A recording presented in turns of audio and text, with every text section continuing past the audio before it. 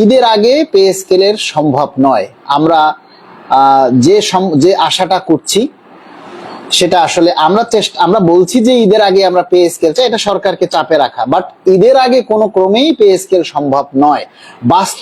বাস্তবতাকে মেনে নেওয়াটাই হচ্ছে বুদ্ধিমানের কাজ।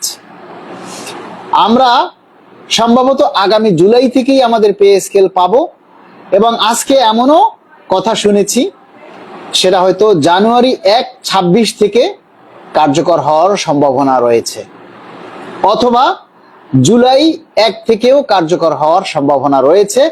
তবে পে স্কেল নিয়ে জোরালো সরলভাবে কার্যক্রম শুরু হচ্ছে। মাননীয় প্রধানমন্ত্রীও এটার ব্যাপারে সোচ্চার আছেন। আমরা যতটুকু জানতে পেরেছি যে মাননীয় প্রধানমন্ত্রী নিশ্চয়ই আমাদের এই পে স্কেলের বিষয়ে সাড়া দিবেন, দায়িত্বশীল ভূমিকা রাখবেন, কারণ সবকিছুই তার একের পর এক পর্যায়ক্রমে বাস্তবায়ন করতে হবে।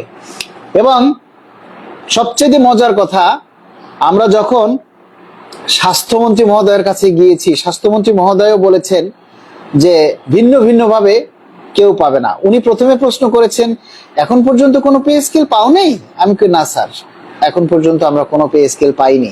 2015 সালের পর থেকে আজকে পর্যন্ত স্যার 2টা পে স্কেলের সময় আমরা পেরিয়ে গেছি।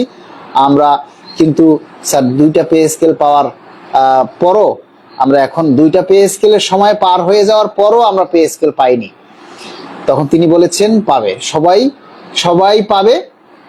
এটা মানে ওনারা তো আসলে ওইভাবে স্পষ্ট করে বলে না, ইশারা ইঙ্গিতে যতটুকু সম্ভব ততটুকু বলেন। এবং আমরা যখন আজকে অর্থ প্রতিমন্ত্রী জুনায়েদ সাকি স্যারের সাথে দেখা করেছি, তিনি আমাকে দেখেই চিনতে পেরেছেন, কারণ তিনি একাধিকবার আমাদের প্রোগ্রামে ইতিপূর্বে এসেছেন, বক্তব্য রেখেছেন, জোরালো বক্তব্য রেখেছেন, সেটা আপনারাও জানেন।